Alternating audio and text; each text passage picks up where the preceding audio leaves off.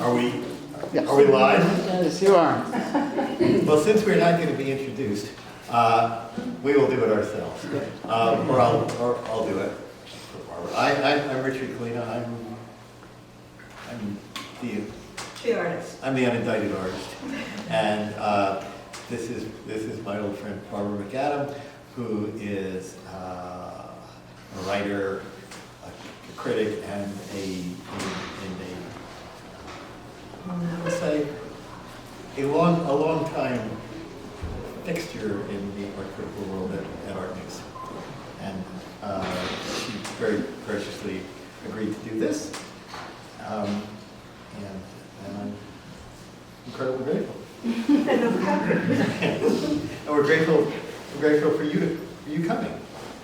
And we sat before that, we went and had a cup of coffee, and Barbara had some questions, and we decided we had better stop because A, we had to get here, and B, we didn't want to just talk ourselves out and then have nothing to say. Like, oh yeah, I've been there, done that.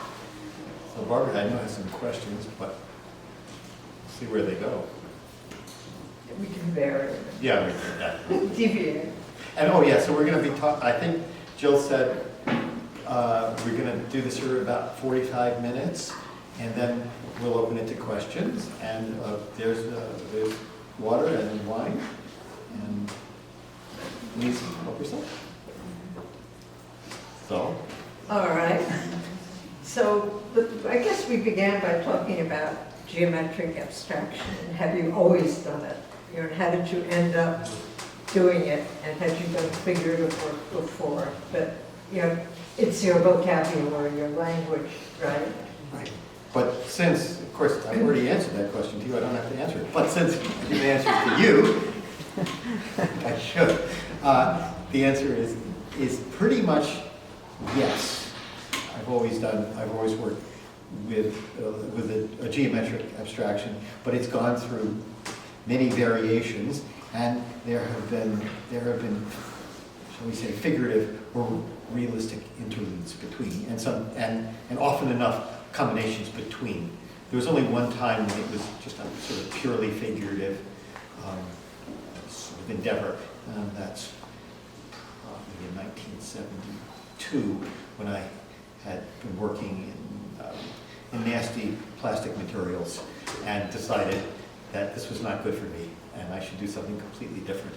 And plus I was also, with the arrogance of youth, figured I could just do anything I wanted anyway.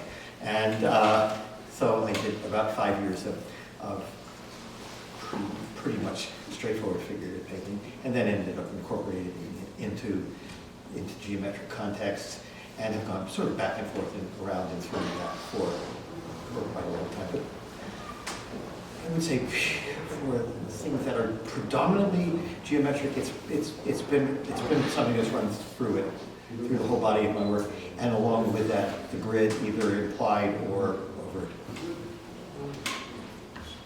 And you have blocks of color too in your figurative work, so that Yeah, so it's you were detectable in those. yeah. Although these kinds of orders tend to be more clear in retrospect. When you're doing it, it's like, I don't want to do it. And then you do it. Then I was wondering where you begin the work like this, for instance. You have a plan, you've mapped out. Do you mean a particular painting or a particular group of paintings? No, a particular group of painting. When you begin, where do you begin? Painting, as opposed to a group of paintings. Yeah. I just want to be clear about Yes. Okay. Well, I start with a drawing, and a kind of small, loose drawing, and then I work on a bigger drawing and get it sort of refined down. It always has in this work particularly, there's an underlying module, a sort of gridded module that you can sort of see, but you can't sort of see it. I think it's 1 3/4 inches or half of that. And so it provides an underlying structure to it. And then things become elaborated, and then once that's done, then I draw it up at full scale on a stretched and primed canvas, and then I paint it.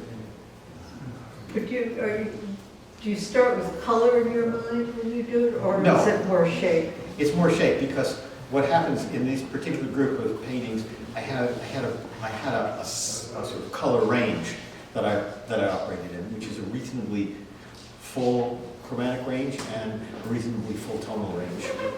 So I wanted to do, in terms of color, I wanted to keep, on one hand, I wanted to keep the surface moving and lively.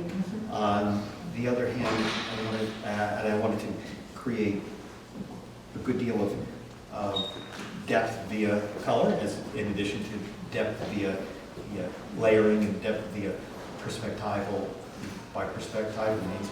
But I also want to keep the eye moving around. So in terms of the color, these, I think you can see these colors these are rather colorful and lively and happy.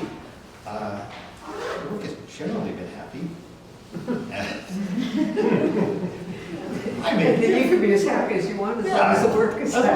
As long as the work's happy, it's fine. Let it be. And so, but what I didn't want it to be was discordant in terms of color. So that takes a bit of doing. Technically speaking, it involves inserting various blocks of neutral colors in it, and also taking each particular color and knocking it back, so that that a red is not just a red, like a pink, for example, these are reasonably bright, but they have intermixed with terra verde, so they're greened out. So a lot of colors will have their complements in them to calm them down. So as you're working, I'm sure that you get surprising results as you go along. You have to. Well, that's the whole point. I mean, the real reason that you make a work of art is to see what it looks like when it's done. And then you go on to the next one. And so, so it never looks quite the way I expected it to look. And surprisingly enough, the thing that really changes everything is the background, which is the last thing I do. Is that true? I didn't Yes. know. This is all just on another technical note. Of course, this is all done completely by hand. With, oil paint, no taping or anything of the sort. So it's all reasonably crisply done, but not so crisp enough. It's why I kind of always like Magritte's style of realism. It's just sort of like bourgeois enough, It's just good enough. It's not too good. It's not too showy. So I want to make it so it's just about right. And as you can see, also there's a good deal of surface texture. So I didn't want it to just, I didn't want it to look flat. I wanted it to move around and keep your eye moving around. But the last thing I do is I put in that complicated, sort of complicated bluish, brownish gray, and so it changes everything. Is it usually the same color? No, it's a little bit different in each one. But close. Close. And and all of the colors are even though they're in the same range, are a bit different in each one. But so what I was saying is, generally speaking, I have a kind of I don't want to say preordained, but I have a menu of colors, just like I have a menu, a toolbox of various devices and say elements that I work with. And so these get deployed in different ways.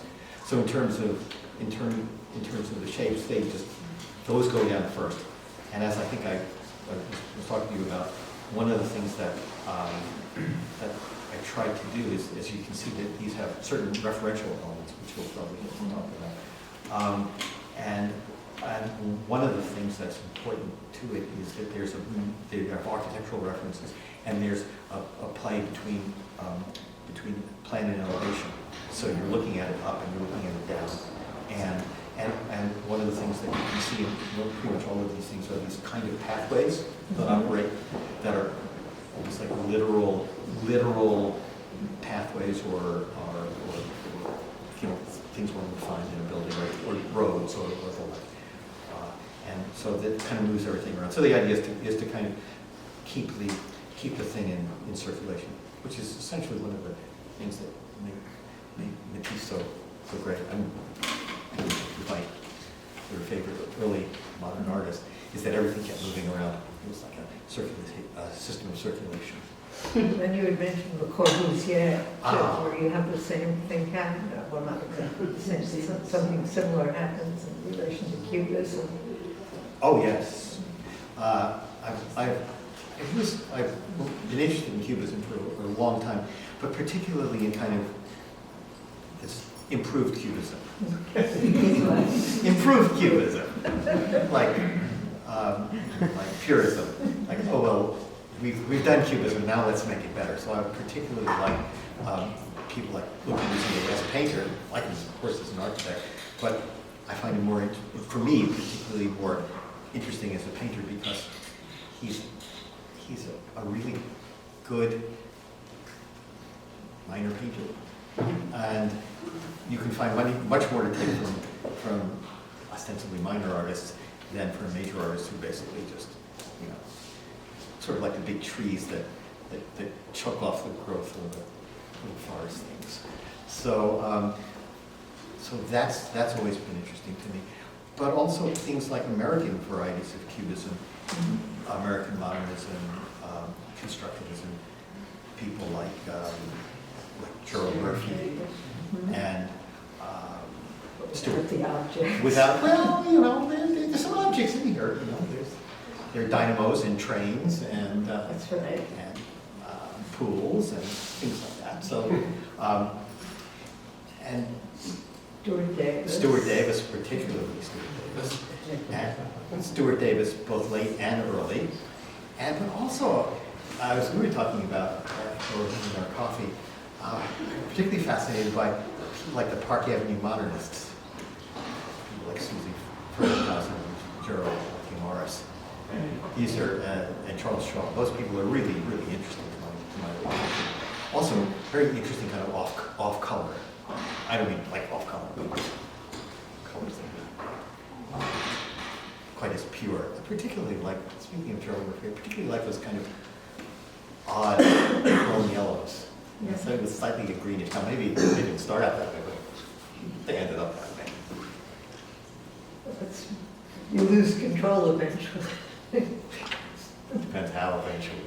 I mean, do you think your colors will change? I hope not. Well, I try to be good about using good materials. I try to be good about, you know, one layer at a time, that sort of stuff. No layering, and just thick enough to be in, and then with enough of a broken surface. I was suitably humbled by the Ralph Mayer book about painting. You all know that, all you artists, the Ralph Mayer book. What's it called again? The Painter's Handbook? Yeah. It's something you can have forever. And it's really good. So it also makes you always feel guilty.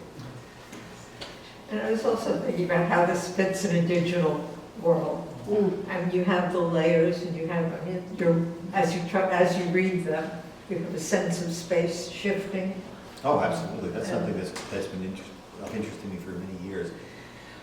The idea of transparency, in a way, either literal transparency, which I did for many years with layering different transparent things on top of, you know, collaged elements, but also a kind of metaphorical transparency. That is, there's a sense that things are behind other things and behind other things, yet all the while being at least relentlessly flat. I mean, they are flat, but they're full of depth to them. But the depth is both coloristic and perspectival and just in terms of drawing. And then that leads me to implied narrative, where you have routes for traveling through the works. Yes. Well, there's certain mapping. Yeah. In this particular work, there are certain things that are. I think you look at them and you say, oh, I recognize that. I recognize that, you know, the sort of dynamo or the electric-y thing over there, or the perspectival buildings, or the you know, I don't know, the columns, and yet they're not specific enough so that you are stuck with them, and they don't operate iconically, so that they don't just sort of create a center. Nothing is really centered as such. Well, what's interesting is that you do have those little entry points, the little, whatever you would call it, the circle within the circle. Yeah. And they're on the paths out, and you are drawn into that. Right, and then you move from circles to circles. Yeah, I mean, it's like a game. Well, I'm glad you brought that up, because that's something that's been interested me for years, or the kind of look of games. Yeah, and the game boards. Game boards, and I'm always interested in the decorative, and in the works that operate under the general aegis of the decorative arts, Right. which have their own sense of organization, and they have their own sense of narrative, because in many ways, ornamentation is a narrative that's thrown on architecture or on an object, and that the ornamentation and decoration on an object only bears a peripheral relation or a tenuous relation to the shape itself, to the form itself, or certainly to the utility itself. Yeah. And that's, I find, very interesting, because I want the connections to be contingent, which is, I think, brings us back to the idea of the screen world, of the internet, of computers, of things being there and then shifting away. And I think that's part of the larger idea that I've had of creating a glossary of abstraction, a sort of developing a toolbox and moving these things around. So this is one of the reasons why, with each body of work, it seems to change, because the toolbox is very similar, and the underlying gridded structure, please. Whose two is yours? Oh, Loveland, Ohio. I wonder what they want to sell me. I thought I would do. Now you won't get the prize. What? You won't get the prize. You didn't answer. And I won't get the brace? Even though Medicare will pay for it? Even though I don't have Medicare? They offered it to me too. Good. Hello, senior. Wait for the walk-in tub. They've done that too. Well, where was I? Where were we? We went to, before they interrupt us, there's architecture. We talked about that a little bit. Makes such a nice ring. I have such a nice ring. Well, yeah, also, yeah, the sort of, the sense of having this index of abstraction that therefore can be, the same group of things can be put in from one body of work to another body of work to another body of work, and it's one of these things that, that one thing changes and then another thing changes, and then, sort of like, that game you would play when you were a kid. You tell a secret, or tell something, and then you whisper along, and it would end up being different. So I find that to be a really interesting That's kind of an model. interesting analogy for that. Yeah. So, but there's just something about the contingent and shifting world that we live in that fascinates me. It's also intensely scary, but it's also interesting too. I think I told when I was talking to you when we were in coffee. This body of work has this group of paintings have two different titles. Mm-hmm. These are the Register series, and the horizontal ones, and the other ones are the what do they call them? The day before tomorrow. I know what it is, I don't remember. Well, The day before tomorrow. And it actually came to me when Valerie and I were down in Houston this summer, and we had gone to the museum, and there was a show of a Dutch designer named Joris Larman, who we just happened to pass by and go through, and it was absolutely fascinating. And this is a young fellow who does these incredible objects of furniture and tables and chairs and the like that use the structure of birds' bones, but also they're 3D printed, and he's in steel, and he's 3D printed bridge, even in a workable bridge in Amsterdam. They're absolutely fascinating. And they had a look of, they had a sort of like the memory of the future in them. That is, they have a kind of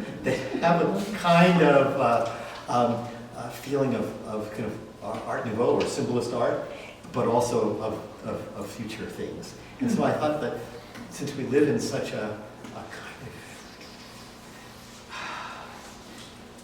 ambiguous and contingent relationship with the future, combined with optimism and pessimism, all sort of thrown together, that got me to really thinking. And a lot of this stuff came about because I was looking at things like Santalia, the Italian futurist architect, and people like Niemeyer Costa, who designed Brasilia.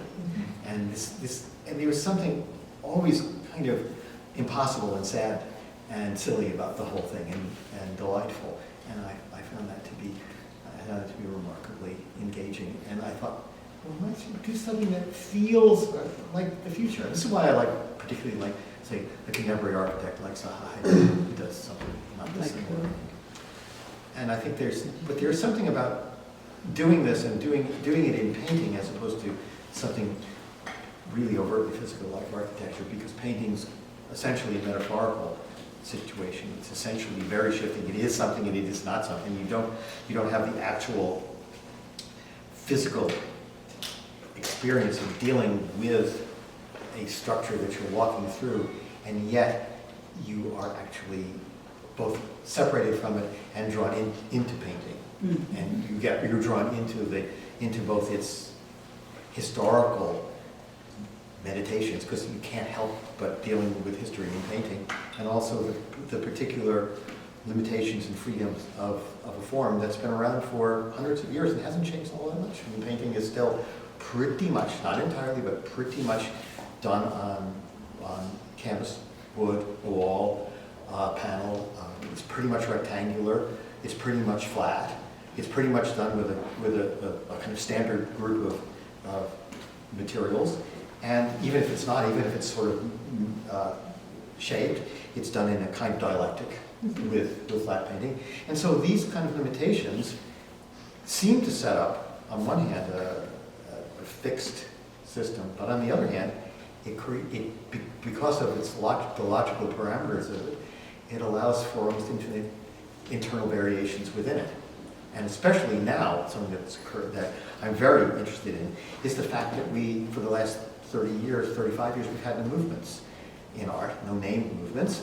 A few things, but that haven't come to much, relational aesthetics, zombie formalism, or whatever, but mostly there have been no movements, but there's been lots and lots of art made. And so how does it sort itself out? And how does it relate particularly to painting? And how does it move in relation to other things? And I think what happens is there's a very fluid and flexible idea of in relation to history. And now I see it a lot in relation to an intermingling of generations. A lot of the stuff that more senior artists are doing is very similar to the stuff that younger artists are doing, and not in any way as a following or X generation or Y generation or third or fourth generation. It's just people are exploring complicated issues in different ways. It's sort of like a kind of a web that's loosely related, and then things are sort of like morphed and pushed in, and people are seeing the different relationships to other people, and I think it's absolutely fascinating. And it's endless too. It's funny with movements that your time comes and it comes repeatedly because it fits for some reason in different periods. Certainly, like pop art came back in certain ways, and Well, it not so much it came back in certain ways, but certain kinds of art Resonated. movements became genres. yeah, So something like pop art has become a genre in the same order as, let's say, portrait painting or landscape painting. It's the same sort of thing, and it leaves it just as open. And I think that there's a freedom of association that one has with art, particularly with painting.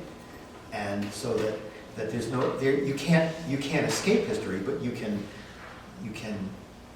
shall we say, bend it to your will. Or have it bend you to its will.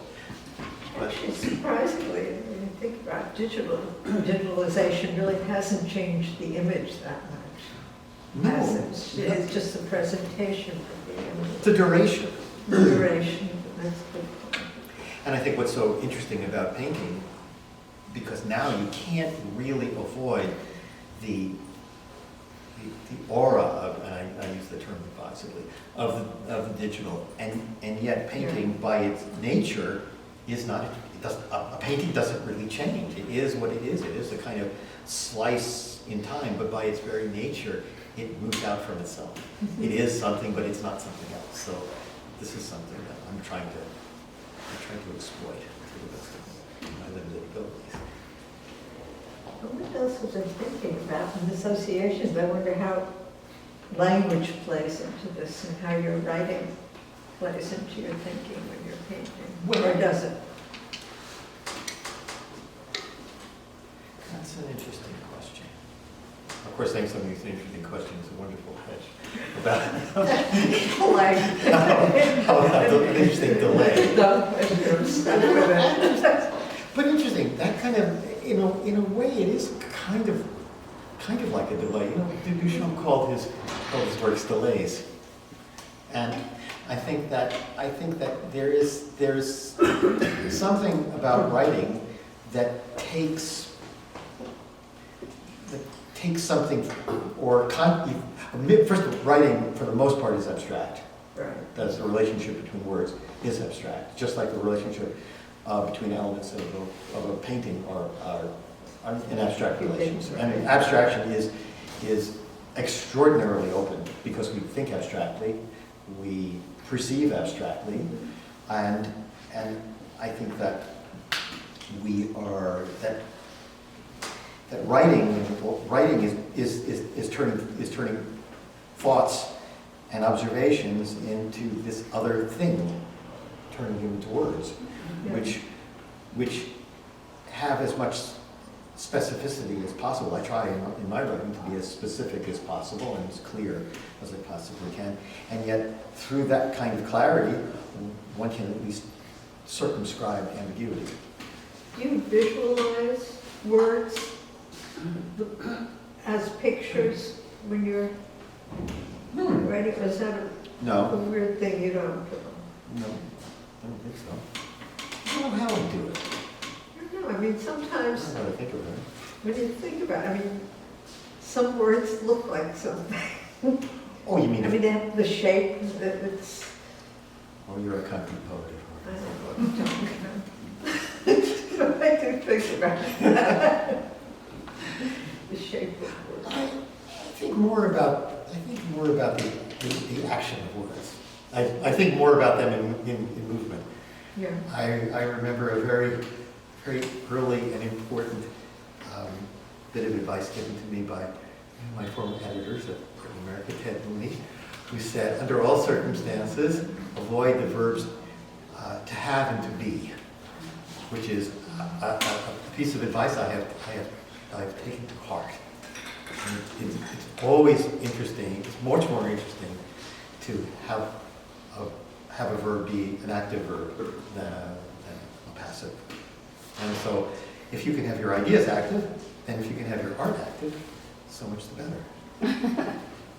The thing about, well, if you think also, now that I'm thinking about it, one of the things that one finds in writing nowadays is that because of computers and word processing, that it's just, everything is so